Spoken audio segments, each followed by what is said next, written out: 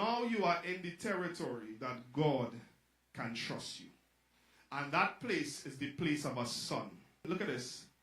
My son, despise thou not the chastening of the Lord.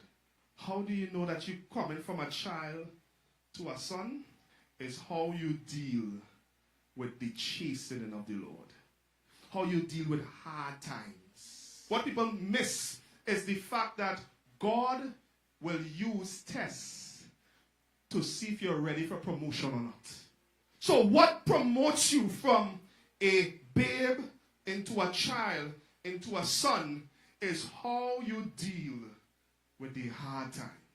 Look at what verse 6 says. For whom the Lord loveth, he chasteneth. Now let me tell you why this is so profound. It's profound because a baby don't have the capacity to take licks.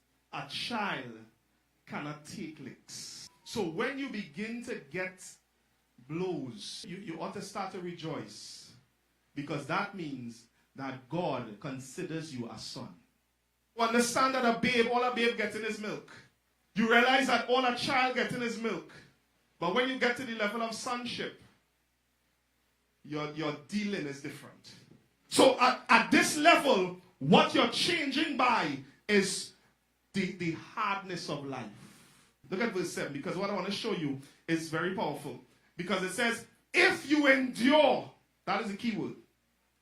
So, in other words, God will send tests to you in order to remove the childish behaviors. And that is to get the selfishness out of us.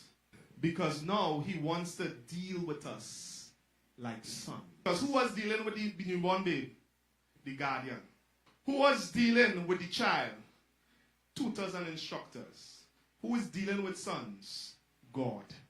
So this is where you're no longer dependent on just the pastor. You're no longer dependent on a particular preacher or teacher. What you're dependent on now is the dealings of God. Let's do Romans chapter 8 verse 14. Look at what it says. For as many as are led by these are the... So God deals with you differently. So in other words, when you're a son, you're not asking, Pastor, is this a sin? Because when you get to the level of sonship, your desire is to be led by the Spirit of God.